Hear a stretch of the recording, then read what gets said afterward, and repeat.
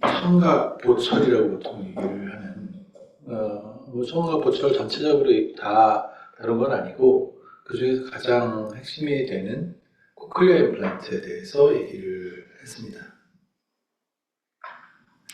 사실 이제 코클리아 임플란트는 여러 가지, 그러니까 임플란터블 메디컬 디바이스 중에서는 아주 모범 사례, 성공 사례 뭐 이런 거예요. 어떻게 보면 이 메디컬 디바이스들은, 그러니까 우리가 보통 이제 다양한 디바이스들이 많은데 메디컬 디바이스는 여러 가지 허들이 많습니다. 사실 그러니까 메디컬 디바이스, 특히 임플란트라는 몸 안으로 들어가는 거잖아요. 상당히 인베이시브한 측면이 있고, 그렇기 때문에 그냥 뭐 그 위험성이 있다고 생각이 되는 경우에는 허가를 받게 되기 굉장히 힘들어요. 그래서 이런 걸 뭐 레귤레토리 비즈니스라고 얘기를 하기도 하고, 어떤 규제하고 관련된 그런 산업이라고, 규제의 영향을 아주 많이 받는 산업이라고 할 수 있습니다. 그래서 강의 자료. 네? 강의 자료가 안 올라왔다고. 강의 자료가 없어요. 여기 있잖아. ETL에 안 올라왔다고? 수업 끝난 다음에 올려줄게. 왜, 노트 같은 걸 하는 게 불편해서 그래?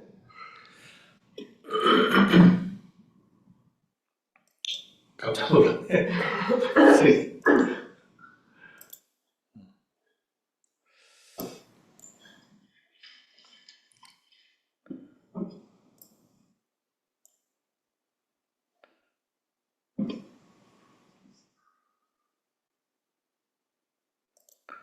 네, 아무튼 그 레귤러터리 비즈니스라고 얘기를 하는데, 이 임플란터블 디바이스 중에 가장 대표적인 것, 그러니까 특히 이 임플란터블 전자기기, 그러니까 전기를 사용하는 그런 것 중에서 가장 대표적인 거는 사실 제일 처음에 나온 게 페이스메이커라는 그 기기가 있습니다. 그 페이스메이커라는 건 뭐냐면 이제 이 심장 박동에 문제가 있는 사람들, 그러니까 심장이 박동을 사람 심장은 이제 한 일주일에 한 번 정도씩 이렇게 펄싱을 하죠.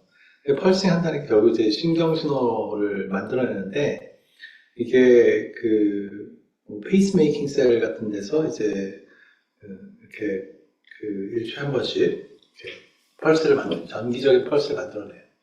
심장이라는 게 사실 어떻게 보면은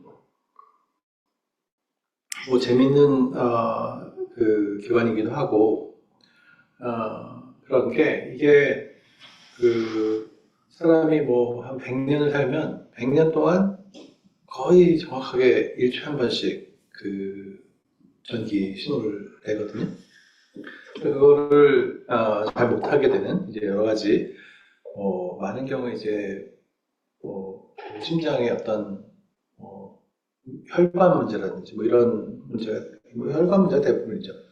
혈관 문제, 심혈관계 문제 같은 것들 때문에 뭔가 손상을 받았을 때, 아니면 뭐 다른 이유에서 얘가 이 페이스를 맞추지 못하는 경우에 또 이제 어리스미아라고 얘기를 하는데, 이 페이스를 못 맞추다가 결국에는 이런 사람들이 페이스 못 맞출 뿐만 아니라 심장이 그냥 쓰게 됩니다.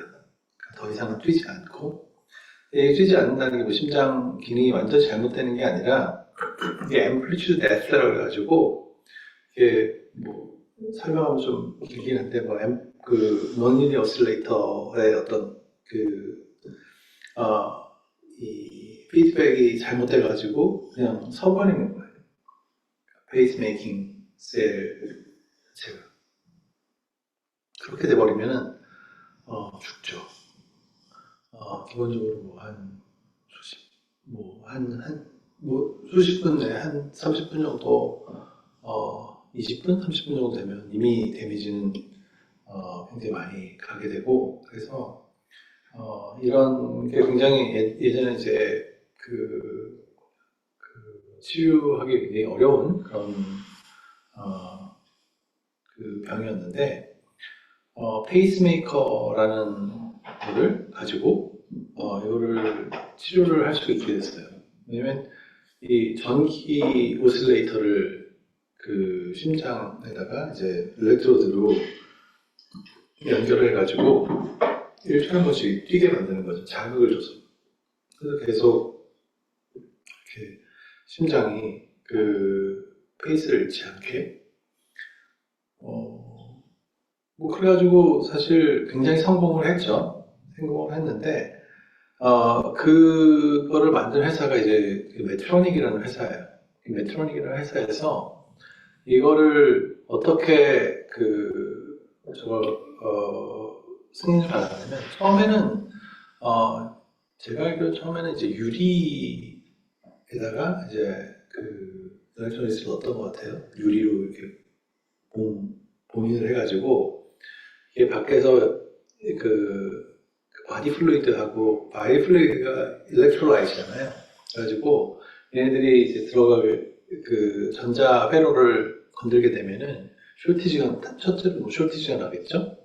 그리고 뭐 부식도 일어날 수 있고 그 메탈 뭐 이런 것들이 있으니까 보통 이제 실리콘 같은 칩 같은 경우 이제 알루미늄 같은 것들, 뭐 카퍼 이런 애들이 부식도 생길 수 있고 기능적으로는 쇼티지가 날 수도 있고 그러니까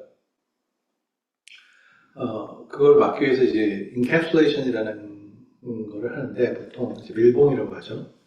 hermetic sealing이라고 해가지고 뭐 완전 그 공기가 잘 차단되는 그런 밀봉 방법도 있고 하는데 그런 거를 썼어요. 근데 처음에는 이제 뭐 유리에다가 이제 넣고 이제 걔네들 밀봉을 했는데 나중에는 결국 이제 메탈 캔을 쓰게 됩니다. 보통 이제 바이오 컴패티빌리티가 좋다고 하는 메탈들, 그러니까 부식성이 없고 그런 메탈을 쓰는데 뭐 가격 문제도 있어야 되고 뭐 고려해야 되고 그러니까 많이 쓰는 게 이제 타이타늄을 많이 씁니다. 타이타늄의 특징은 뭐죠? 굉장히 산화가 잘 되죠. 그래서 결국 우리가 보고 메탈 혹은 그러니까 메탈, 공기 혹은 물에 노출이 되면 얘는 표면은 타이타늄 oksa이드입니다. 그래가지고 결국 이제 그 안쪽에 있는 메탈을 보호를 하는 그런 성질이 있어서 보통 이제 인캡슐레이션용으로 많이 쓰죠. 그래가지고 이제 그 페이스메이커가 굉장히 성공했고, 뭐, 지금 한 거의 6, 70년 동안 써오고 있는 것 같아요. 그리고 이제 그런, 아까도 얘기했듯이 이런 레귤레이터리 비즈니스는 한번 이게 뭔가, 레귤레이션을 통과를 하면, 그거에 대해서는 굉장히 믿음을 가지고 있지만 그렇지 않고 새로운 걸 뭐 하겠다 그러면은 일단 굉장히 많은 그 자료를 요구를 해요. 그런데 그 자료라는 게 쉽게 얻을 수 있는 자료들이 아니죠. 임상 자료 이런 것들 같은 경우에 뭐 돈도 많이 들고 시간도 많이 들고 그리고 굉장히 까다롭고 그렇게 까다로워야 되지 않다는 거를 증명하기도 쉽지 않고 그래서 대부분 이제 그 타이타늄 메탈 캔을 이용하거나 아니면 유리 혹은 세라믹 같은 몇 가지 종류의 물질만이 사용이 되고 있고 지금 코클레어 임플란트 같은 경우에는 뭐 타이타늄 캔을 사용한 케이스도 있었고 최근에 사용하는 거는 이제 타이타늄과 세라믹을 같이 활용하는 그런 하이브리드 형태의 인캡슐레이션도 활용이 되고 있습니다. 제가 이런 엔캡슐레이션에 대한 얘기를 하려고 하는 거는 지금 오늘 하려고 하는 이제 이 시각 보철, 그러니까 비주얼 프로세스의 경우에는 이런 부분이 사실 그렇게 단순하지 않아요. 쉽지 않아요. 공간적인 문제, 아나토미에 대한 문제들이 이제 대두가 돼서 쉽지 않고 그런 것뿐만 아니라 또 다른 몇 가지 이슈가 있기 때문에 그거에 대해서 좀 더 얘기를 하려고 합니다. 기본적으로 이제 뭐 아티피셜 비전이라고 했는데 그 청각 보철에서 가장 대표적인 예가 코클리어 임플란트라면은 시각 보철에서 가장 중요한 대표적인 예는 레티널 프로세스예요. 그러니까 이 망막을 대신하는 그런 인공 맨메이드 디바이스에서 인공망막이라고 보통 얘기를 많이 합니다. 이거는 이미 시험 문제에도 나왔고 뭐 많이 봤던 그림이죠. 예, 안구의 해부학적인 그런 그림이고, 그리고 지금 옵틱 너브가 있는데 얘는 너브가 결국 이제 그 LGN 이런 데 통해 가지고 비주얼 콜텍스로 가게 됩니다. 물론 이제 너브를 스티뮬레이션하는 그런 방식도 채택이 되신 적이 있고, 그리고 뭐 비주얼 콜텍스를 스티뮬레이션하는 것도 최근에 굉장히 많이 사람들이 이제 얘기를 하는데, 네. 그런데 그래도 이제 망막이 가장 대표적인 보철을 가능하게 하는 그런 기관이에요. 그래서 그 중에서도 이제 보면은 망막 중에서 뭐가 손상이 제일 되기 쉬운 부분이냐라고 하면 약간 좀 애매하긴 하지만, 기본적으로 이제 이 망막에서는 포토리셉터가 문제가 되는 경우에 우리가 보철을 할 수 있다고 얘기를 합니다.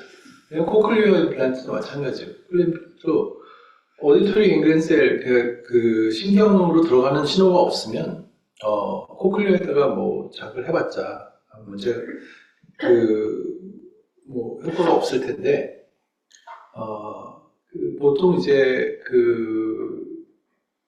청각을 잃는 경우에는 이제 오디토리 헤어셀들이 문제가 생기는 경우가 많기 때문에 그런데 그렇게 할 수 있는 거고, 시각 같은 경우에는 이제 요 포토리셉터 셀이 문제가 됐을 경우에, 그런 경우에 이제 이 보철이 가능합니다.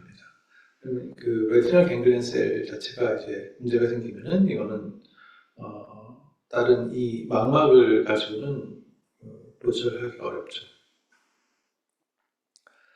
그리고 포토리셉터 셀이 문제가 되는 질병이 있어요. 레티니스 피그멘토사라는 그런 병이 실제로 이제 시각을 잃게 하는 것 중에 상당한 부분이 차지를 합니다. 그래서 보통 이제 레티나를 보철을 하는 거를 이제 타겟을 하고 있죠. 근데 헤어셀이 페일하는 것만큼 빈도가 높지는 않아요. 예. 헤어셀은 굉장히 메이저 페일리어 메커니즘이 있는데 반해서 이 포토리셉터 셀이 페일하는 경우는 뭐 메이저이긴 하지만 그만큼 많지는 않다는 거죠. 그 외에 다른 것들이 문제가 되는 경우도 많기 때문에 물론 이제 포토리셉터 셀을 이 문제가 되는 경우에 시각을 되돌리는 케이스가 그렇게 도미넌트하지 않다는 거는 이제 알아주실 필요가 있는데, 그럼에도 불구하고 이 레티나를 타겟하는 경우가 많은 게, 사실 청각하고 시각하고 비교를 하면은 퀄리티 오브 라이프를 생각했을 때 청각보철보다 시각보철이 훨씬 더 영향을 많이 줄 수 있습니다. 그러니까 시각을 되찾는 거하고 청각을 되찾는 거하고는 차원이 굉장히 많이 다른 거예요.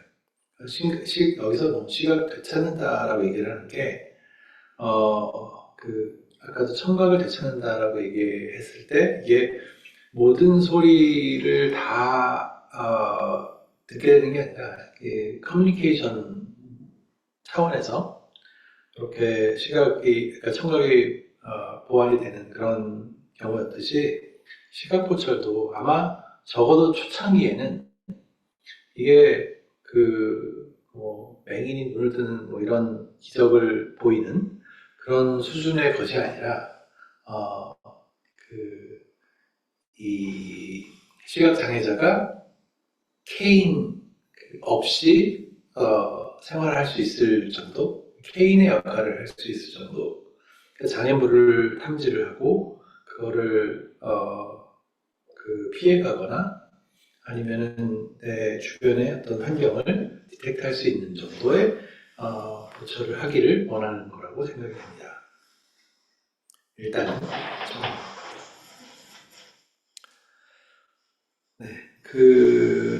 그래서 결국 이제 이 레티나 인공망막이라는 게 어떻게 하는 것이냐, 코클리어 임플란트에서도 얘기했듯이 이 신경으로 시신경, 청신경으로 들어가는 세포들을 자극하는 거와 마찬가지로 여기서도 시신경으로 들어가는 세포들을, 그러니까 아웃풋 세포들이죠. 여기서는 레티널 갱글리언 셀이라고 합니다. 레티널 갱글리언 셀을 자극을 하는 거예요.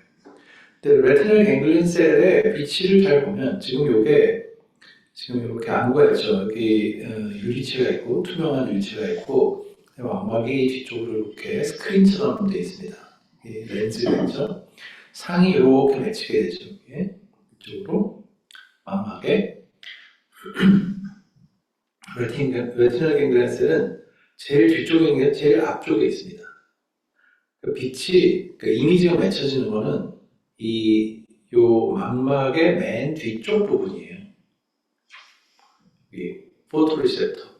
여기에 상이 맺혀지면서 얘네들이 신호를 제너레이트 하죠. 그 다음에 이거 수업 시간에 한 거긴 한데 호라이즌털 셀, 바이폴라 셀, 아마크라인 셀, 요 세 종류의 셀들이 있고 그 다음에 이제 레티널 갱글리언 셀이 이렇게 있게 됩니다. 요 밑에 빨간색은 뭐냐? 요 빨간색은 세포의 종류를 얘기를 합니다. 세포의 종류. 이가 포토리셉터 3+1. 이게 뭘까요? 1은 로드, 3은 콘셀입니다. 콘셀 중에 짧은 애, 중간 거, 긴 거. 그래가지고 파란색, 초록색, 빨간색을 디텍트하는 그런 콘셀을, 세 종류의 콘셀이 있고 한 종류의 로드셀이 있다는 뜻이에요. 그리고 호라이즌털 셀은 뭐 2종류 정도가 있습니다. 두 개 뭐 비슷한 역할을 한다고 생각하고, 바이폴라 셀, 이쪽을 버티컬하게 연결을 하는 이 셀은 12종류, 지금 알려진 게 12종류 정도 있다고 해요. 그리고 아마크라인 셀, 즉 갱글리언 셀 바로 앞에서 이제 호라이즌털을 연결하는 그런 셀들을 한 30종류가 있다고 합니다. 그리고 그 중에서 제일 많은 종류를 가지고 있는 거는 이제 레티널 갱글리언 셀 30종류 이상의 셀들을 가지고 있습니다. 얘네들이 이제 리스폰스가 그래서 좀 달라요. 우리가 수업 시간에 배웠던 거는 뭐 오프 셀, on 셀 이런 얘기를 했었죠. on에 반응하는 셀, off에 반응하는 셀. 근데 그게 뭐 on, off에 반응하는 셀도 있고 뭐 다양합니다. 네. 그래서 사실은 이게 그 청각 보철에 비해서 훨씬 어려워요. 어렵다는 게 이게 어떻게 자극을 해야지 우리 퍼셉션이 빛이 들어와서 상이 맺히는 거와 똑같은지를 알기가 사실 쉽지는 않은 겁니다. 근데 이제 다행인 것 중에 하나는 사람 그러니까 어떤 뭐 사람뿐만 아니라 어떤 우리 몸에 있는 이제 신경계들이 이 플라스티시티도 있고, 그리고 얘네들이 리와이어링도 하고, 뭐 여러 가지 그런 다양한 특성에 의해서 우리가 어느 정도 얘를 그 신호에 맞출 수 있는 그런 것들이 있기 때문에 얘가 뭐 어떻게 반응하는지 정확하게 알지 않아도 어느 정도는 이제 그 신호를 줄 수가 있는 거죠. 기본적으로는 이게 뭐 정확하게 뭐 얘를 이 신호의 어떤 그 형태, 색상 뭐 이런 것들을 똑같이 재현을 할 수가 없다고 하더라도, 예를 들어서 얘네들이 어느 위치, 그러니까 그 위치에 대한 어떤 코릴레이션 있는 신호를 줄 수는 있다는 거죠. 전기 신호로 이 빛 신호에 대한 코릴레이션 있는 거를. 그러면은 얘가 적어도 아무 변화가 없는 거하고 어떤 지점에 어떤 변화가 있었어요. 그러면은 그거를 우리가 어떤 프로스테틱스로 이용할 수 있는 신호라고 인지를 할 수가 있는 거죠. 그래서 결국 이제 요 레티널 갱글리온셀을 일반적으로 뭐 다양한 형태의 이제 자극도 뭐 해보고 하면서 그 리스폰스를 보고 나서 우리가 그 적합한 이제 비주얼 퍼셉션을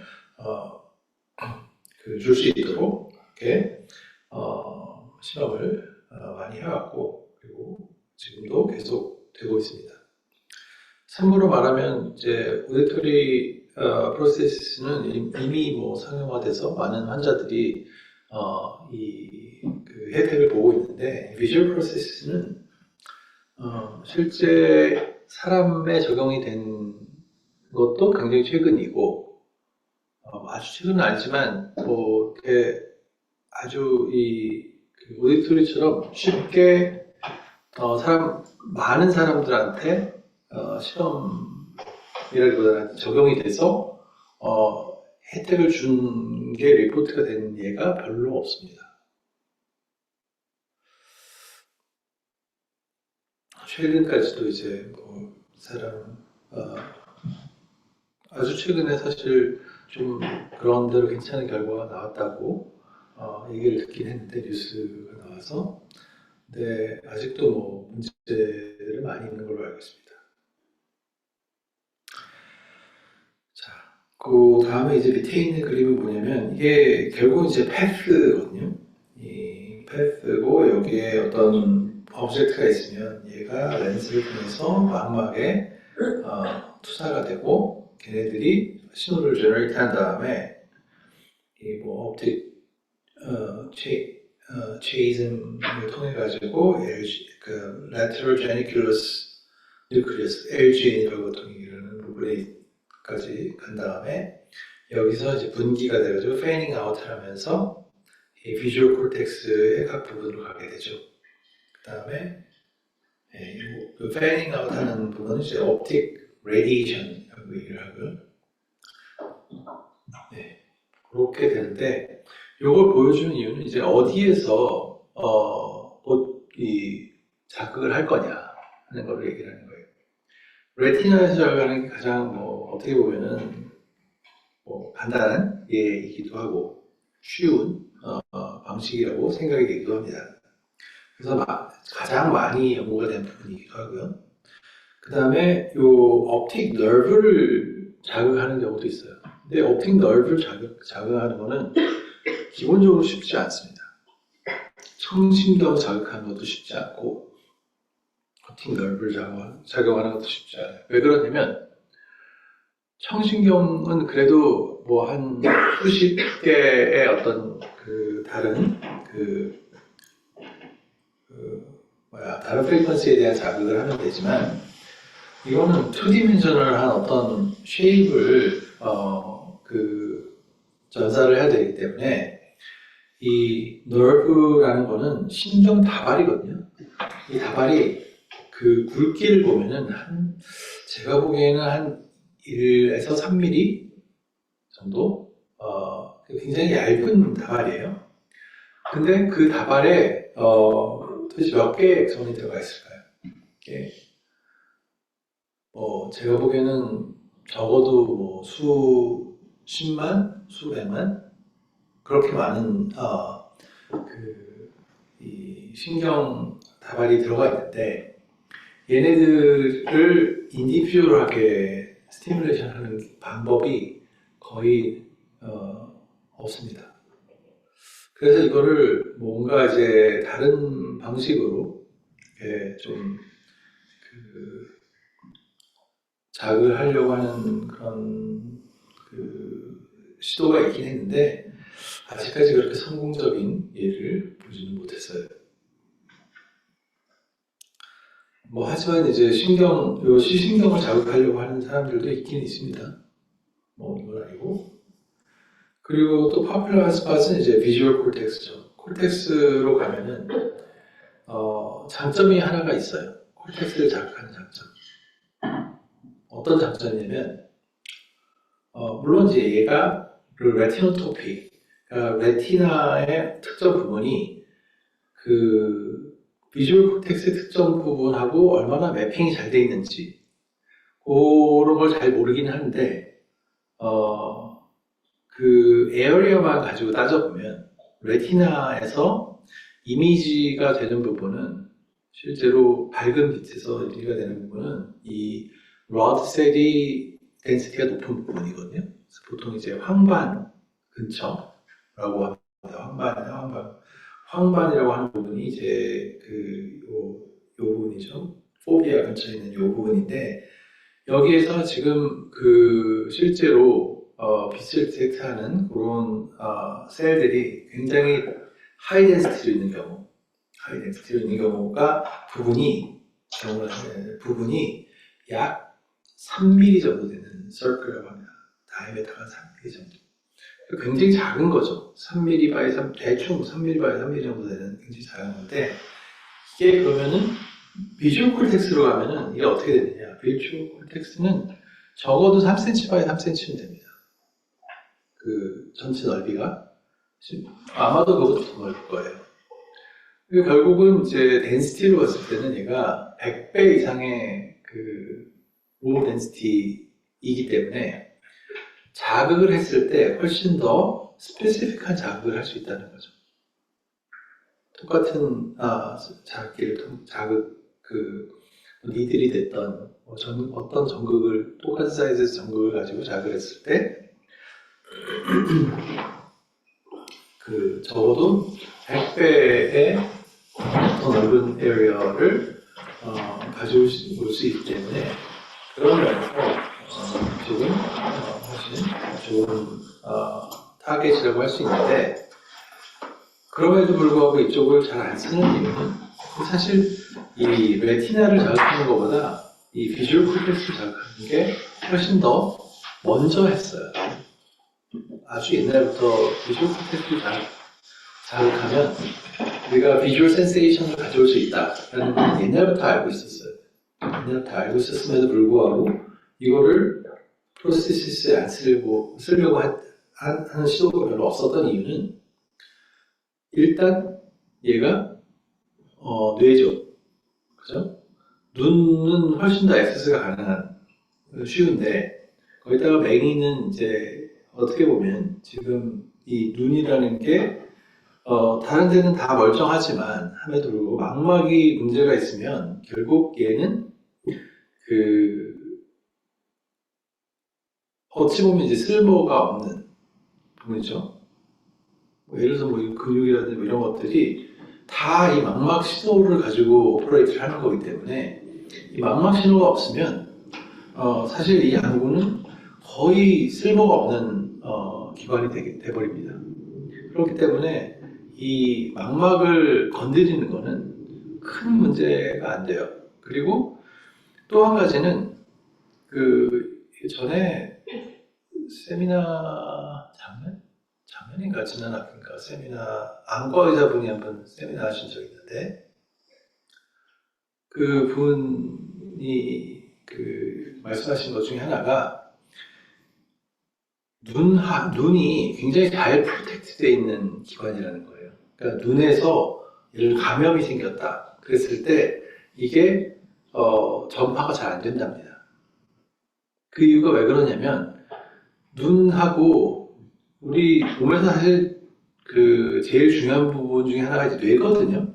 뇌가 굉장히 잘 프로텍트가 돼 있잖아요. 이제 뭐 스컬도 있고 뭐 거기 멤브레인도 많이 있고 잘 그 프로텍트 하고 있는데 눈은 사실 그 신경을 통해서 뇌하고 연결되어 있습니다. 그렇기 때문에 걔네들이 그 눈에 만약 감염 같은 것들은 그 눈은 그리고 외부하고도 연결되어 있죠. 그러니까 얘네들이 감염되기가 되게 쉬운 기관이기 때문에 얘네들이 전파가 잘 안 된다고 합니다. 뇌 쪽으로. 그래서 어느 정도 이제, 그리고 굉장히 힐링도 잘 되는 편이고. 근데 그렇지 않으면은, 힘들죠. 생존이 힘들어지는 거죠. 생존적인 측면에 있을 때, 굉장히 그렇기 때문에, 눈을 건드리는 거는, 어느 정도 수월한 편에 있는 반면에, 뇌를 건드리는 거는 매우 위험도가 높습니다.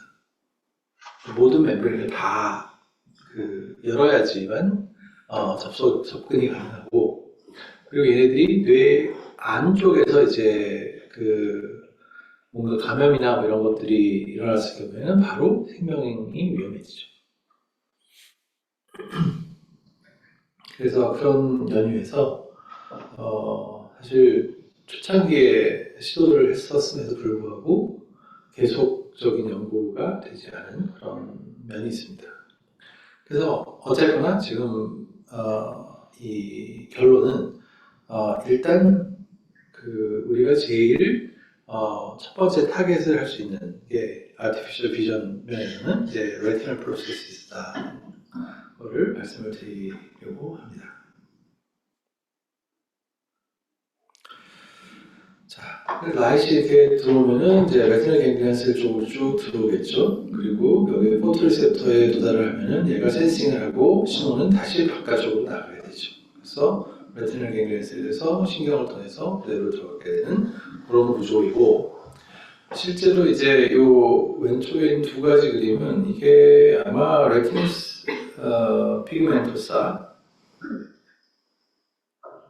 그 레티나가 그러니까 포토리셉터가 문제가 되는 그런 병이 있는 질병 모델에 있는 어떤 마우스라고 마우스인가? 예, rat. 요거는 healthy rat. 요거는 이제 그런 문제가 있는 포토리셉터가 없어지는 그런 rat인데, 이 두 개를 봤을 때 레티니스 피그멘토사 같은 경우에는 이제 RGC가 뭐 완벽하게 건강한 상태는 아니더라도 상당히 이제 이렇게 유지가 돼 있고 뭐 이너 레이어 다 있습니다. 다 있는데 콜로이드도 있고, 근데 이게 없어진 부분을 보면은 이제 포토리셉터 레이어가 이제 콜랩스가 돼 있죠. 얘들이 없으니까 이런 상태에 있는 애를 이제 자극을 해서 결국은 RGC, 레티널 갱글리언 셀에서 신호를 내보내게 하려고 하는 겁니다. 자, 그랬을 때 지금 보충을 할 수 있는 부분을 이제 보면은 에피 레티널 어레이라는 게 있어요. 이거 뭐냐면 전극이 레티나의 에피 위쪽에 있다는 거예요. 위쪽. 그리고 요 티슈를 다 이제 드러내고 요 이너 뉴클리어스 레이어 그 부분에 전극을 집어넣어서 이제 호라이즌털 셀하고 뭐 기타 등등 셀들을 자극하는 이너 레이어에 있는 셀들을 자극하면 얘네들이 결국 이제 RGC에다가 신호를 주겠죠.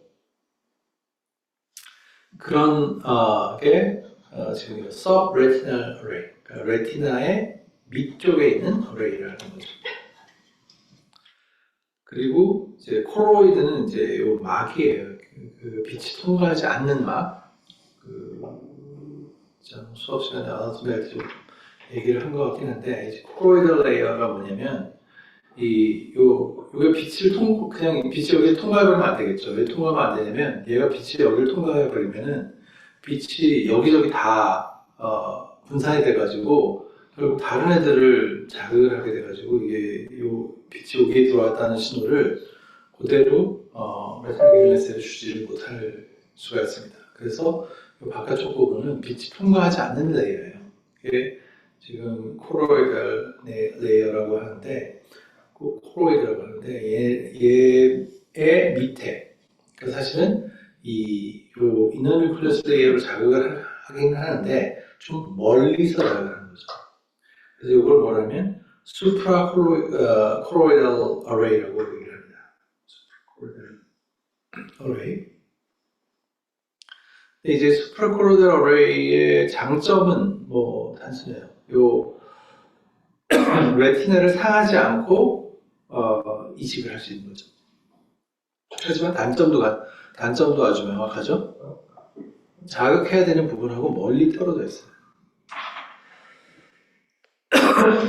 그래서 레졸루션이 안 좋을 것 같다라는 게 요 세 가지 정도가 이제 레티나를 스티뮬레이션하는 위치가 되겠습니다. 그리고 서브레티나 어레이하고 에피레티나 어레이를 생각해 봤을 때 에피레티나 어레이는 여기에 전극이 있잖아요. 그 다음에 요 뒤쪽은 뭐죠? 유리체예요, 유리체. 그러니까 젤 같은 애들이 이렇게 있는데 여기다가 전극을 놨을 때 얘가 여기에 딱 고정이 되어 있기가 쉽지가 않아요. 그리고 여기를 어떻게 이쪽에 딱 붙어 있기가 쉽지가 않은 그런 문제가 있어요. 그래서 얘가 좀 떨어져 있게 되면은 이 안쪽으로 그 바디 플루이드가 들어가서 레졸루션을 해치게 되죠. 떨어지니까. 그런 단점이 있고, 물론 당연히 장점은 이 티슈 바깥쪽에 있으니까 유리체 있는 쪽에 있으면은 얘가 인베이시브, 좀 덜 인베이시브하죠. 티슈와 인터랙션이 별로 없을 테니까. 근데 만약에 서브레티나 어레이처럼 망막 밑으로 들어가면 어떤 일이 벌어지냐면 이게 실제로는 붙어있는 망막을 띄어야 됩니다. 나도 사실 좀 그런 문제가 있는데 여기서 아주 눈이 나쁜 사람이 없어 보이네요. 근데 눈이 아주 많이 나쁜 사람은 없어 보이는데 아주 고도근시가 되면은 이 망막이 이렇게 스트레치가 돼가지고 망막이 아주 잘 붙어 있지 않습니다. 그 안구에. 그러면 이제 어떤 일이 벌어지냐면 망막 박리라는 게 일어나요. 망막이 떨어집니다. 망막이 떨어지면은 바로 응급실에 가가지고 수술을 하지 않으면 실명을 하게 됩니다. 그러니까 그런 것처럼 이 망막이 떨어지는 거는 굉장히 안 좋은 거거든요. 만약에 이 서브레티나 어레이 같은 걸 넣었을 때 사실 이 전제 조건은 뭐냐면 얘네들이 다 제대로 펑션을 한다는 전제 조건 안에 여기다 넣은 거잖아요. 근데 얘를 여기다 넣음으로 해서 이 망막 전체가 문제가 생길 수 있다는 점도 생각을 해야 되고 수술 자체도 어렵고 공간도 좁습니다. 다만 얘네들은 여기에 그 셀에 아주 가까이 있고 그리고 얘가 밖으로 빠져나갈 그 공간도 별로 없죠. 넣기도 힘들지만 빼기도 힘들기 때문에 그런 장점이 있고 수프라콜로이달 어레이에 대해서는 얘기했듯이 하여튼 그런 문제가 있는데 그런 것도 해결하기 위해서 여러 가지 방법을 쓰기도 합니다. 네, 그리고 요거는 뭐냐면 Classifying retinal ganglion cell without visible light information. 그러니까 이거는 Classifying 하는 거거든요. 지금 이거를 스티뮬레이션 한 다음에 신호를 보면서 이제 서로 다른, 아까 여기 보면 30개나 다른 종류의, 30개 이상의 다른 셀들이 있다고 했잖아요. 이 신호를 보면서, 얘네들이 어떤 셀들인지를 이제 본 건데, 왜냐면 이제 빛을 쬐가지고 이제 그거의 리스폰스를 보는 거는, 보통 이제 하는 거죠. 이제 그 30개 이상 다르다, 리스폰스가 다르다는 걸 어떻게 알았냐면, 빛을 쬐주고 걔네들의 리스폰스를 보니까, 얘네들은 다르게 리스폰스를 하는 거야. 얘네들 다른 셀이구나, 라고 생각을 한 거거든요. 근데, 이거는 실제로 얘네들이 전기적인 신호를 가지고 클래시파이를 하는 거고, 실제로 이제 보면은 망막에서 특정 부분을 이제 자극을 하면은 이제 얘네들이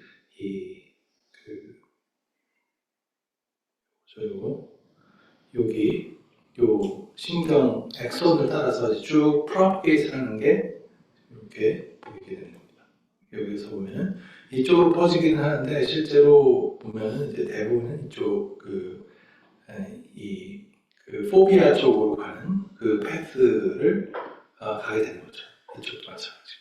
근데 물론 이제 두 개 사이에 이 신호가 좀 다르기 때문에 그거를 가지고 얘는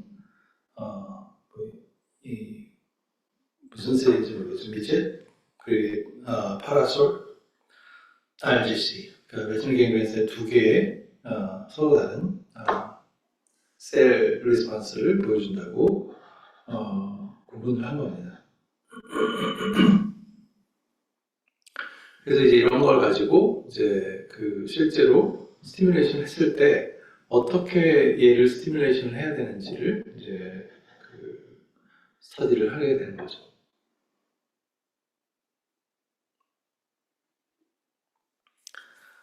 네.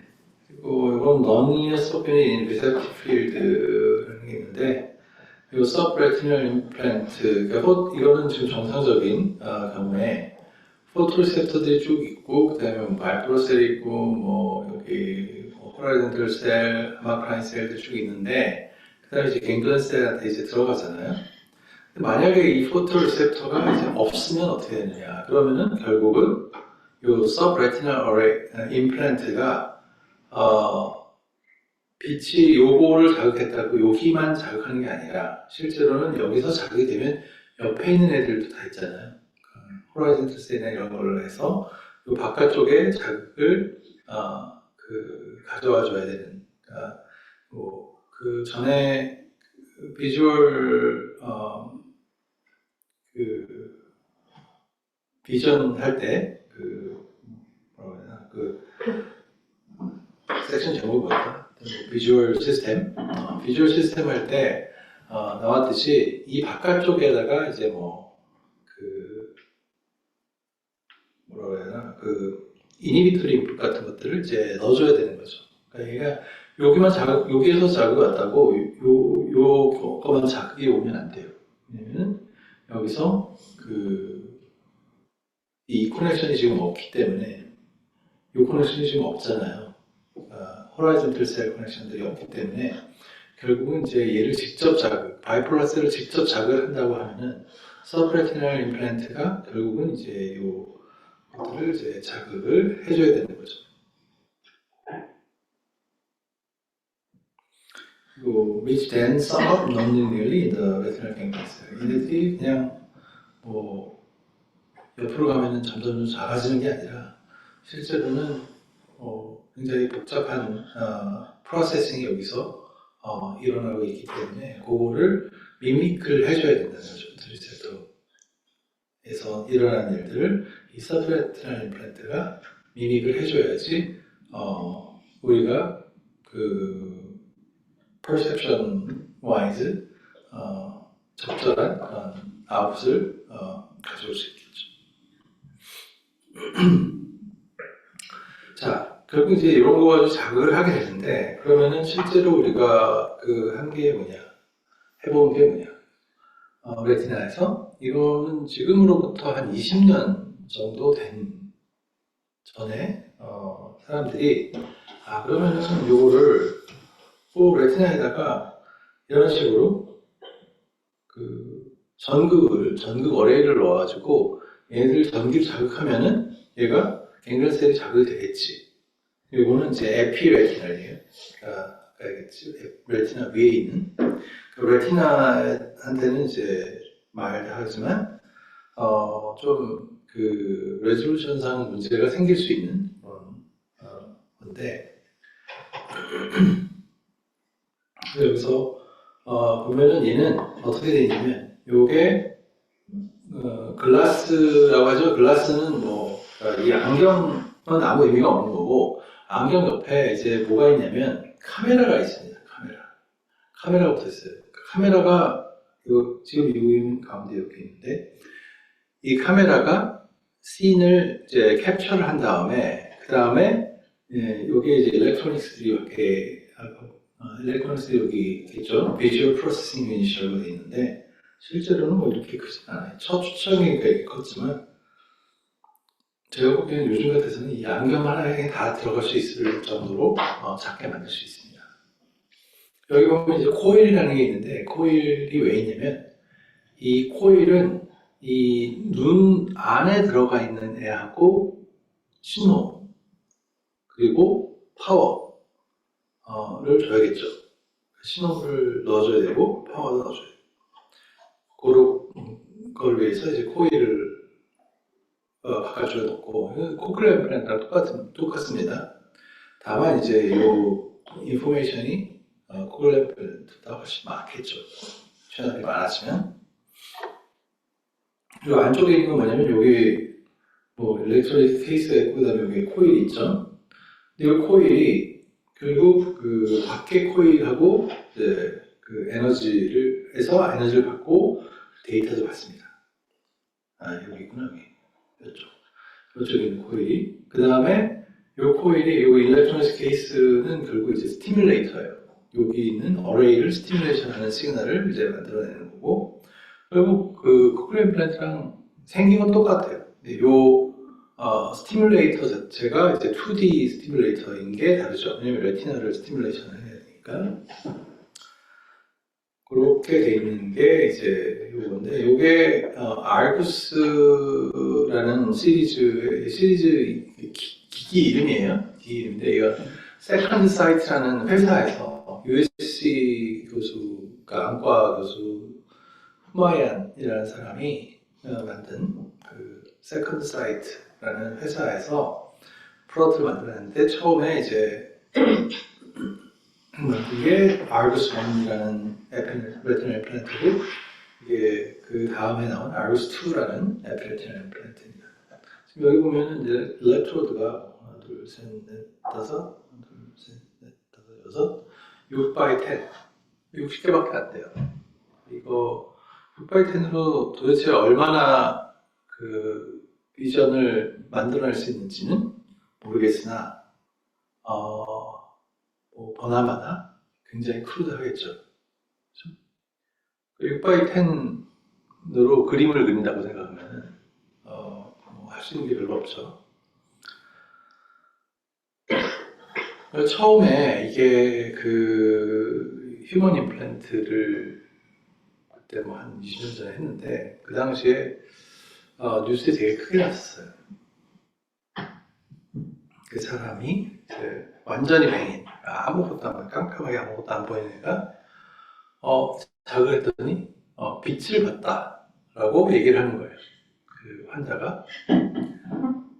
그러니까 이걸 이제 지금 와서 이제 포스핀이라고 얘기를 하는데 그 빛을 그러니까 그 섬광이라고 하죠. 섬광을 이렇게 센세이션 하는 게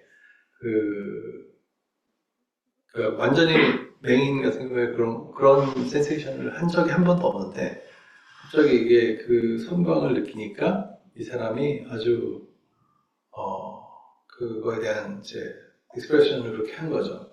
그랬더니 이제 뭐 그 맹인이 눈을 뜨는 거 아니냐라고 생각을 했지만 실제로 이제 그 사람이 나중에 이게 별로 도움이 안 된다라고 얘기를 한 거예요. 왜 도움이 안 되냐면 뭔가 이제 이 어떤 오브젝트 같은 것들을 이제 봐야 되는데 얘는 너무 레졸루션이 안 좋아서 그 당시에 아마도 얘가 그 레티나에서 많이 떨어져 있었던 것 같아요. 그러니까 결국은 전류를 가했을 때 센싱 하는데 이게 그 전체가 다 그냥 망막 전체가 다 센싱 그 스티뮬레이션이 되는 거죠. 그래가지고 뭐 결국 밖에 나갔냐 안에 들어갔을 때 그게 다른 거 정도만 알 수 있는 밖에 불이 켜졌냐 안 켜졌냐 정도 그렇게 사는데 도움이 되는 건 아니죠. 아까도 얘기했듯이 이게 유용하려면 케인의 역할 정도는 해야 된다고 보거든요. 케인 혹은 뭐 그 개 같은 거 있잖아요. 같이 반려견? 그런 무슨 견이라고 하지? 하여튼 그 맹인들이 데리고 다니는 개를 없이도 이제 다닐 수 있을 정도가 돼야지 이제 프로스테릭스의 역할을 하는 건데 그렇지 못했던 거죠. 그래가지고 결국은 이제 이 레졸루션을 높이려고 실제로 이제 그 더 많은 이 픽셀을 만들어서 자극하는 일렉트로드 어레이를 더 큰 매트릭스를 만들었어요. 근데 실제로는 걔가 그렇게 유용하지가 못했습니다. 이거는 이제 좀 다른 회사의 알파 IMS라는 독일 회사인데 이 회사는 조금 달라요. 기본적으로 망막을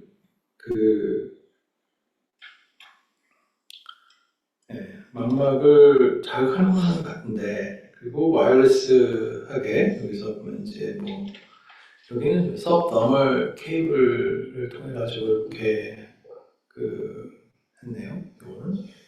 근데 뭐 이거는 무선으로 하는 거는 뭐 가능하니까 뭐에 대해서는 큰 문제가 아닌데 여기서 보면은 이제 요거를 이제 집어넣는 방법이나 뭐 이런 것들이 조금 다르고 그리고 얘 보면은 지금 바이폴러 셀이고 얘가 갱글린 셀이 제일 바깥쪽에 있고 얘가 안쪽으로 들어가 있죠. 뭐예요 이건? 서브레티널 어레이예요. 서브레티널 어레이를 아까 얘네들이 그 레졸루션이 안 나오는 게 이 밖에 고정이 잘 안 됐기 때문이다라고 생각하는 거죠. 그래서 서브레티널 어레이 좀 리스크가 있긴 하지만 그래도 서브레티널 어레이가 나을 것 같다. 그래서 서브레티널 어레이를 넣고 여기서 또 한 가지 이 친구들의 그 특징 중에 하나가 뭐냐면 라이트 센시티브 마이크로 포토 다이오드가 있어요. 무슨 얘기냐면 밖에서 카메라가 그 잡은 이미지를 조사를 해주는 게 아니라 얘가 이 안에 있는 애가 포토 다이오드를 가지고 있어요. 그래서 빛이 들어오면 걔를 센싱을 해가지고 바로 거기서 스티뮬레이션을 한다는 거예요. 그 이유는 왜 그러냐면 이 앞에 이런 경우에는 이미지를 잡은 다음에 이거를 여기 스티뮬레이션 해줘요. 스티뮬레이션. 근데 내가 안구가 움직이면 어떻게 되죠? 안구가 움직이면 사실 우리는 이걸 안구의 움직임을 어댑트 하잖아요. 근데 얘는 안구가 움직이면 딴 데를 이미지가 움직일 거예요.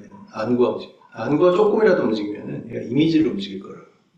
그런 문제가 있기 때문에 그러면 그 움직임을 다 그냥 가져가게 할 수 있지 않냐 이렇게 하면. 그렇죠? 왜냐면 얘의 위치는 고정이 돼 있으니까 얘가 특정 부분에 이제 빛이 들어오면은 걔의 스티뮬레이션 하면 되니까 결국 안구하고 같이 움직이니까 얘가 디텍터가 반면에 카메라는 안구하고 같이 움직이지 않죠. 그러니까 이런 그런 측면에서 좀 개선된 부분이 있는 거예요. 네. 그런데 실제로 얘를 실험을 해봤을 때 첫째로 뭐 조금 더 좋은 레졸루션이 조금 더 좋은 결과를 얻었는데 실제로 얘는 뭐 레졸루션이 굉장히 높거든요. 얘가 여기에는 나와 있긴 한데, 얘가 뭐 가장 마지막에 이제 리포트한 걸 보면 한 2000? 2000 바이 2000? 뭐 한 4000 바이 4000? 이 정도 굉장히 높은 하이 레졸루션. 1000 바이 1000은 이상인 거예요. 사실 1000 바이 1000 정도면은 뭐 웬만한 그 비주얼 어큐티는 나오거든요. 보통 우리가 10 바이 10은 그렇지 못하지만 1000 바이 1000, 그러니까 1000 바이 1000, 그러니까 한쪽으로 리니어 디멘전 100배잖아요. 실제로 레졸루션은 100 바이 100 만 배거든요. 그러니까 그 정도 되면 굉장히 레졸루션이 좋아야 되는데 실제로는 그렇게 안 나와요. 그 이유는 얘네들이 굉장히 가까이 있잖아요. 그럼 가까이 있게 될 거 아니에요? 3mm니까 결국 뭐 30마이크론밖에 안 될 텐데 그렇게 했을 때 여기 자극을 했을 때 얘가 여기만 자극을 하는 게 아니라 여기까지 다 자극을 하는 거죠. 시그널 리킹이라고 할 수도 있고 아니면 크로스톡이라고 할 수도 있죠. 이제 크로스톡이 있어서 결국은 이제 레졸루션이 그렇게 좋지 못했다. 이거를 뭐 해결하기 위해서 뭐 여러 가지 뭐 3차원 구조도 만들고 뭐 여러 가지 방법을 이제 사용하는데 실제로 그렇게 성공적이지 못했어요.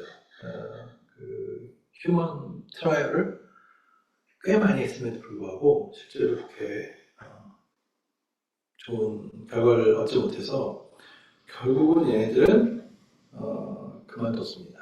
이 회사가 그냥 회사를 접었어요. 그럼에도 불구하고 이런 방식으로는 이제 뭐 학교나 이런 데서는 연구를 하는 데서는 계속 하고 있는 것 같아요. 왜냐면 뭐 더 개선할 여지가 있다고 생각하니까 연구자들은. 그래서 결국 최근에 요 회사가 그 문을 닫은 지는 한 4, 5년 됐어요. 4, 5년 됐는데 이 회사와 관련된 사람인지는 모르겠지만 하여튼 유럽에서 최근에 그 레졸루션이 훨씬 좋은 그 휴먼 임플란트 결과를 리포트를 했죠. 그래서 약간 뭐 그 이론 쪽을 하는 사람들은 조금 디프레스가 돼 있다가 조금 인커러지가 되는 것 같긴 한데 사람들이 아직도 이제 이 방법에 대한 회의를 가지고 있는 사람들은 많이 있습니다. 그러니까 레졸루션을 잘 만들기가 쉽지는 않고 그 외에도 문제가 많아요. 인베이시브 리스나 이런 것들 문제가 많습니다.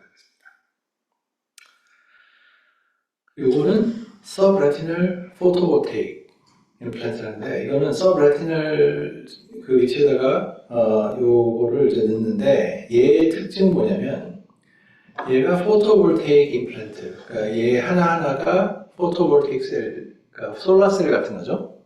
그러니까 빛을 쬐주면 얘가 커런트를 흘려요. 다른 그 프로세싱이 아무것도 필요가 없는 거죠. 실제로 얘 그 디바이스를 잘 조절하면은 얘가 거의 바이폴라 그 스티뮬레이터 시그널하고 비슷한 그런 커런트 펄스를 만들 수가 있습니다. 이 라이 펄스가 이렇게 라이트이 이렇게 펄스로 들어오면 커런트가 이런 식으로 바이폴라 시그널을 주는 게 있고 얘를 또 이제 뭐 얘는 이제 실리콘으로 만든 거거든요. 실리콘은 세포를 자극하기 위해 충분한 볼티지를 가져오지 않기 때문에 얘는 3개의 셀을 이렇게 연결을 시켰어요. 시리즈 커넥션을 시켜가지고 빛이 여기 딱 떨어졌을 때 얘가 요 다이오드의 3배 밴드갭이 3배가 되는 볼티지, 대충 3배가 되는 볼티지를 제너레이트 하면서 얘가 이런 커런트 펄스를 만들어내죠. 그래서 이 사이즈, 이렇게 만드는 거에 몇 가지 장점이 있는데 한 가지는 이제 실리콘 프로세싱을 잘 하면은 얘가 막 딱딱하고 그런 게 아니라 아주 얇고 어떻게 보면 약간 낭창낭창한 그런 구조를 만들 수가 있어요. 그리고 여기 보면은 요 중간중간에 어떤, 뭐, 이렇게 구멍을 줄 수도 있고, 뭐, 리퀴드가, 통과를 할 수 있게. 그리고 가장 좋은 건 얘네들은 어떤 와이어링이 필요 없죠. 와이어링이 필요 없고, 프로세싱도 필요 없고. 그래서, 하지만 이제 얘는, 그거는 있죠. 카메라를 통해 가지고 여기에다가 신호를 준다 하는 그런 단점은 있죠. 그거는 아까 했던 거랑 똑같은 그런 이슈가 있습니다. 눈이 그냥 망막에서 이미징만 하는 게 아니라 실제로 이제 눈이 움직이면서 이런 것들을 그 퍼셉션에 굉장히 기여하는 바가 많은데 그런 것들이 지금 여기에서는 반영이 안 되죠. 안구가 움직이면 상이 움직이는 그런 문제점이 발생하죠. 그리고 또 여기까지 이제 레티나 스티뮬레이션 하는 방법들이고 이 외에도 뭐 약간 마이너한 방법들이 있는데 뭐 전극을 좀 다르게 한다든지 뭐 디자인을 좀 다르게 한다든지 그런 것들이 있는데 대체적으로 이런 방법들이 거의 대부분입니다. 그 레티나 프로세스 하는 사람들의 디자인은 요거는 인트라 뉴럴 일렉트로드 레이라고 되어 있는데 이거는 뭐냐면 여기 보이시죠? 토끼의 시신경에다가 이렇게 어레이를 이렇게 껴놓은 겁니다. 그래가지고 이쪽으로 이렇게 나오게. 자, 그러면 이제 얘네들이 물론 이제 얘네들 데미지를 좀 줄 수는 있지만 신경 다발에 서로 다른 위치에 있는 여러 개의 신호를 얻을 수가 있어요. 이거 내가 어떤 신호를 딱 집어야 된다는 건 없는데, 그럴 수는 없는데, 적어도 얘는 신경의 서로 다른 부분에서 신호를 얻을 수 있는 거죠. 몇 개가 될지 모르겠지만. 이게 어차피 포토리셉터 수백만 개가 있는데 수백만 개의 신호를 다 얻을 수는 없으니까 그 중에서 샘플링을 하겠다는 거예요. 만약에 럭키하게 얘네들이 잘 분포가 된 샘플링을 하게 되면 결국은 상당히 좋은 이미지를 얻을 수 있지 않겠느냐 해가지고 지금 이렇게 했고 요 논문의 약간 특징은 일렉트로드 디자인인 것 같아요. 이런 식으로 신경의 이 멤브레인 안에다가 이제 서셔해가지고 집어넣은 다음에 얘를 잘 이렇게 고정시키는 그런 방법들. 왜냐면 이거 고정시키기도 사실 쉽지 않으니까. 옵틱 넓, 요 빨간색 핑크색 부분이 이제 옵틱 넓은데 옵틱 넓에다가 이제 페네트레이팅 하면서 중간중간에 이제 샘플링 하는 일렉트로드가 이렇게 밖으로 나올 수 있게 하는 그런 방식으로.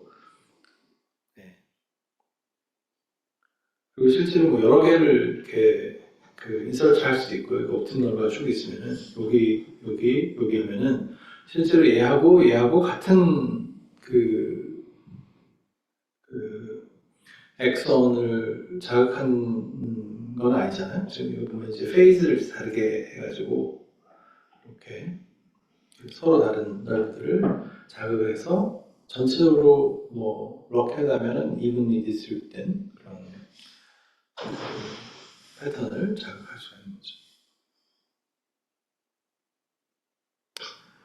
그리고 이제 마지막으로 나오는 게 옛날에 했던 비주얼 콜텍스를 자극을 하자.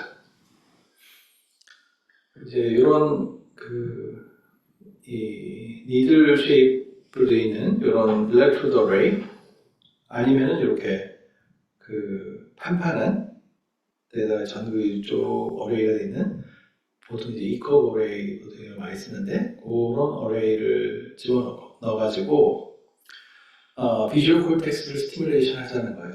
그러니까 휴먼 비주얼 콜텍스는 좀 전에도 아나토미에 조금 얘기를 했지만 비주얼 콜텍스가 이 뒤쪽이잖아요. 오시피탈 로브가 이 뒤쪽이거든요. 근데 얘가 반구가 이렇게 있으면 V1, 그러니까 그 LGN에서 레디에이션에 의해서 매핑되는 제일 첫 번째 부분이 이 안쪽의 대부분입니다.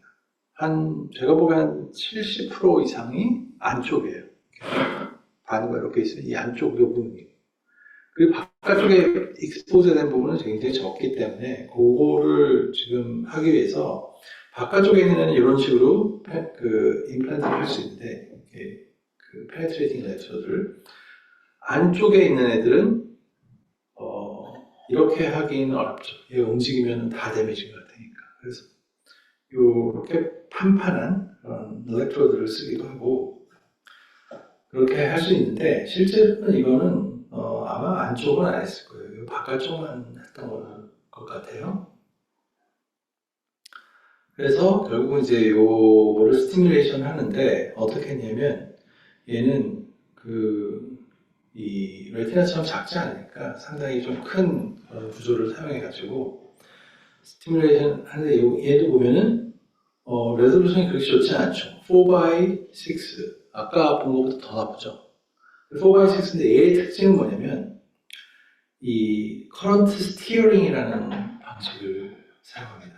그러니까 1번, 2번, 3번, 4번 할 때 이런 식으로 커런트를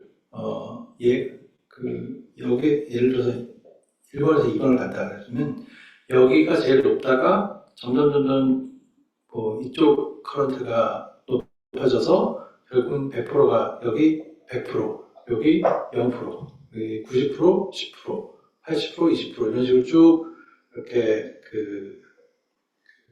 스티어링이 되는 그런 식으로 이렇게 해가지고 이렇게 움직이는 커런트가 그런 형태로 커런트 스티어링을 하는데 이거는 이제 뭐하고 관련이 있냐면 예를 들어서 우리가 뭔가 센싱을 할 때 예를 들어서 이렇게 하면은 얘가 어떤 형태인지를 잘 몰라요. 이렇게 하면. 근데 어떻게 하면 잘 아냐면 이렇게 하면 잘 알아요. 삼각형이네? 이렇게 하니까 이렇게 했을 때는 삼각형인지 잘 모르지만 이렇게 하면 삼각형인지 잘 알죠. 그거랑 비슷한 원리로 다이내믹 스티어링 커런트를 하게 되면은 이제 얘는 레졸루션이 굉장히 떨어짐에도 불구하고 얘가 이렇게 하면 G자를 할 수 있다는 거죠. 얘를 결국 점점 이렇게 해가지고 G자를 이렇게 만들면은 얘가 인지를 하는데 훨씬 인지를 못한다는 거예요. 못하는데 얘가 시차를 두면서 이렇게 스티뮬레이션 하면은 뇌가 인지를 훨씬 더 잘한다. 그래가지고 그거를 이제 리포트를 한 겁니다. 결국 이제 이런 식의 어떤 스트래티지도 있고 그리고 결국은 이제 레졸루션도 좀 여유가 있고 하니까 최근에 이제 아티피셜 비전 하는데 레티나가 아니라 이 비주얼 콜텍스를 스티뮬레이션 하는 방법이 지난 한 5년간은 굉장히 도미넌트 했어요. 거기다가 이제 이제 다음 시간에 배울 브레인 컴퓨터 인터페이스 이런 거, 뉴로모터 프로세시스 이런 쪽 분야가 이제 좀 발전을 하면서 그럼 그런 기술들을 여기에다가 이용을 하면 되지 않겠냐는 그런 생각들이 많아가지고 이 분야가 상당히 비주얼 아티피셜 비전에서는 상당히 많이 지금도 하고 있는 그런 분야입니다. 비주얼 콜텍스를 물론 이제 이거는 아직 코클리아 임플란트처럼 이렇게 코클리아 임플란트는 이렇게 한다 이런 게 정해지는 게 거의 없어요. 그러니까 오픈 필드죠. 일단 기본적으로 여기를 스티뮬레이션 한다라는 게 어떤 스트래티지 하나인 거고 그 다음에 이거를 어떻게 하느냐는 굉장히 다양하게 연구자들이 제안을 하고 있는 그런 상황입니다.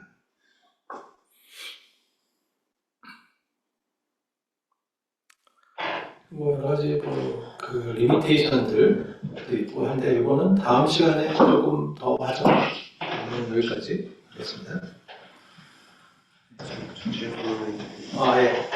아까 말씀하셨던 이런 말고 레티나 어레이 쪽에 갔을 때 6 곱하기 10 정도 일렉트로드를 보여준 케이스가 있었었는데 네. 그렇게 되면 결국 그 정색이 하나하나 이렇게 좀 띄엄띄엄 떨어지게 되는데 사실 그 뇌처럼 이런 콜텍스처럼 뭔가 그 딱 정해진 위치가 있는 건 아닌 것 같은데 뭐 어느 뇌의 어느 파트는 기본을 담당하는 기관이다 이런 것처럼 그때 눈 쪽에는 그런 게 따로 없을 것 같은데 그렇게 정색을 따로 주게 되면 이미지가 받아들였을 때 뭔가 이미지를 이렇게 띄엄띄엄 픽셀처럼 이렇게 떨어져서 받아들이게 되는 건지 아니면 왜 그렇게 떨어뜨려서 왜 그렇게 일부러 그렇게 떨어뜨린 건 아니고요. 현실적인 제한 조건인 거죠. 실제로 얘를,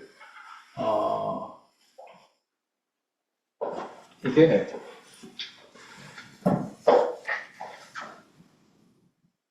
네 개의 전극이 있으면은, 그리고 이쪽으로 이쪽에 이 일렉트로닉스가 있다고 생각해요. 스티뮬레이션 일렉트로닉스가 있다고 할 때, 얘네들이 보통 이렇게 하겠죠? 이렇게 하겠죠?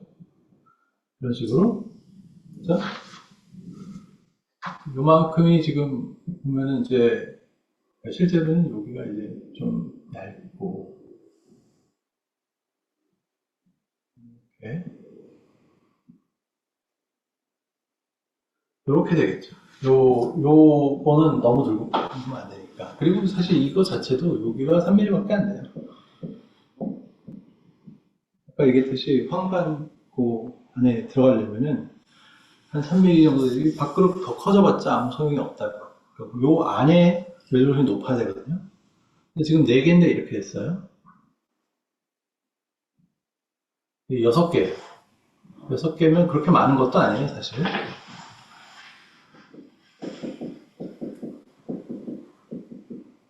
자, 이거 어떻게 올까요? 연결 되게 힘들어요. 많으면 많아질수록. 이게 한 30개만 되면 아마 불가능할 거예요. 하여튼 뭐 그런 이슈가 있어서 물론 이제 요 라인이 막 1마이크론이다 막 이런 가능하겠지만 1마이크론 뭐 페일러 문제도 있고 그리고 뭐 컨덕티비티 문제도 있고 그러니까 그리고 이제 그런 현실적인 이유에서 뭐 좀 작은 뭐 Y10 뭐 정도 했는데 걔가 거의 뭐 현실적인 맥시멈 아니었을까 하는 거예요. 그런데 네.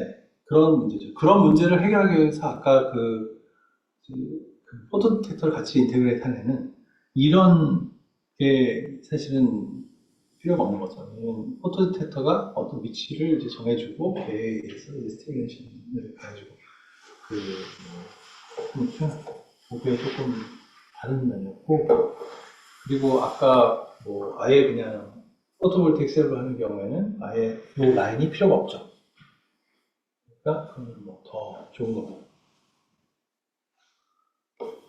뭐 다들 뭐 장단점이 있어요.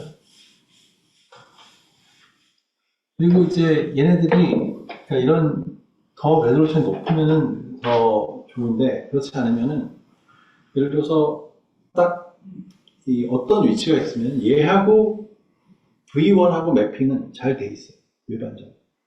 내가 어느 위치다 그러면은 그러니까 레티나의 어느 위치면 대충 이제 황반 근처면 걔네들이 V1의 대부분의 경우에 매핑이 돼 있어요. 레디에이션 이렇게 돼서 아까 내가 잠깐 언급했지만 레티노토피라는 말이 결국은 이제 레티나 이 레티나하고 V1 사이에 매핑을 얘기하는 레티노토피가 잘 돼 있다는 게 무슨 얘기냐면 얘네들이 거의 원투원 코릴레이션 돼 있다는 거예요. 반면에 코클리어 임플란트 걔네들도 잘 돼 있어요. 근데 셀라 멤브레인의 위치하고 그 오디토리 A1, 그 프라이머리 오디토리 콜텍스의 위치가 매핑이 잘 돼 있어요. 그 위치는 결국 프리퀀시거든요. 그 프리퀀시 매핑이 잘 돼 있는 거죠. 레티나 같은 경우에는 이제 그 V1 같은 경우에는 이 위치, 그러니까 로케이션에 대한 그러니까 어떤 이미지 로케이션에 대한 그 매핑이 잘 돼 있는 거죠. 물론 이제 P1을 벗어나면 이제 계속 프로세싱 하면서 걔네들이 이제 달라지겠죠. 다음 시간에 여기 조금 더 할 테니까 뭐 더 질문 있으면 그때 더 하시죠. 네, 수고했습니다.